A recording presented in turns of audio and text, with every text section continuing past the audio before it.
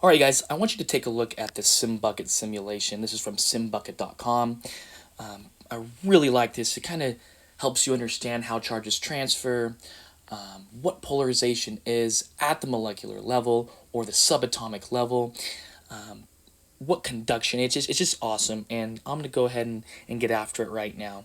So right here, we have a balloon. It's neutrally charged, and we have this sweater. It's also neutrally charged. Okay, now, if I rub this balloon against the sweater, what do you think is going to happen?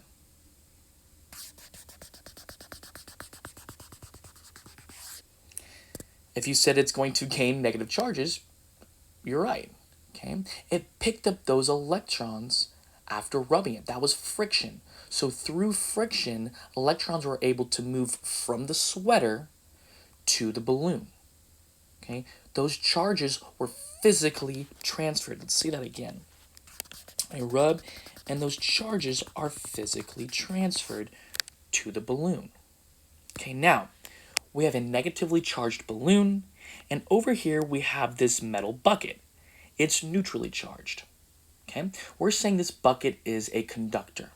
Okay, so what is a conductor? Let's take a look at this. So if I bring this balloon close, but do not touch it, what do you notice is happening? You see those negative charges, those electrons? They're being repelled because like charges repel. The balloon is negatively charged, okay, and those electrons in the bucket are negatively charged, so they're repelling. Now, see how those electrons are able to move. They're kind of able to move long distances throughout the structure. Okay? And that's what it's known to be a conductor. Okay? Conductors' electrons are loosely bound. They move about the structure freely. Or they can be transferred from object to object a lot easier than, let's say, an insulator. Let's take a look at an insulator. Look at those electrons. Okay? You see, yes, we still see some repulsion going on, but notice how they're more tightly bound. They're not moving about the structure as a conductor would. Okay? So insulators have electrons that are more tightly bound. Conductors, more loosely bound. Simple as that.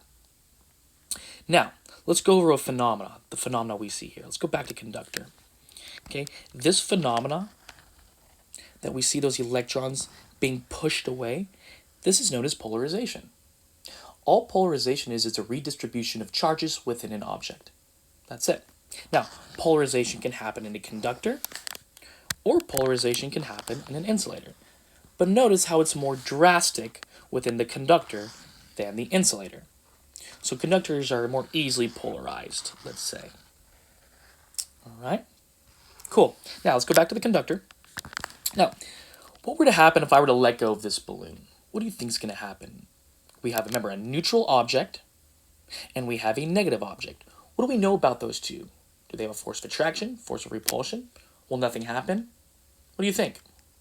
Well, if you said there's going to be a force of attraction, you're correct. But why is that? Remember, when I bring this balloon close to the bucket, those electrons are being pushed to the opposite side of the bucket. So the side closest to the balloon is now more positively charged because there's less electrons over there. They have a deficiency of electrons in that area. On the other side of the bucket, there's a surplus of electrons, so that side is more negative. Okay? If that right side is more positive, and we know that that balloon is negative, guess what? They're going to be attracted to each other. Now, let's go back. Once again, let me redo this simulation. Okay. Grab my balloon. I hate when that happens. There we go. Let's rub it, rub it, rub it, rub it. Boom. Okay, now, if I physically touch the bucket with the balloon, notice what happens. Did you see that? Charges actually flow from the balloon to the bucket. That is known as conduction. Okay, the physical movement of charges from object to object by physical contact. Okay, so this is also important to know. Electrons will flow from a place where there are more electrons to a place where there are less electrons. Okay, from an area where there's more electrons to an area where there's less electrons. Okay, we call the area where there's less electrons a high potential, and a place where there are more electrons low potential. So it moves from low to high. Okay. All right. Now, let's go to an insulator, but let's charge it up again. Charge it up, charge it up, charge it up. Okay. Insulator. Now, do you think charges will transfer here? Yeah, they will, but just not as easily. Okay? Why do you think these objects are repelling each other? It's nice to see phenomena occurring right in front of us and trying to explain it. Okay? Notice, yes, I did transfer some electrons, but notice, remember when I transferred the electrons? This is happening in an insulator. Charges can't move through insulators as easily as conductors. Those charges are actually stuck on the surface.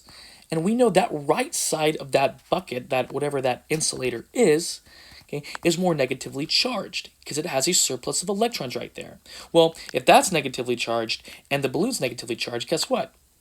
They're going to repel. Okay, so it's nice to see these phenomena occurring and being able to explain them.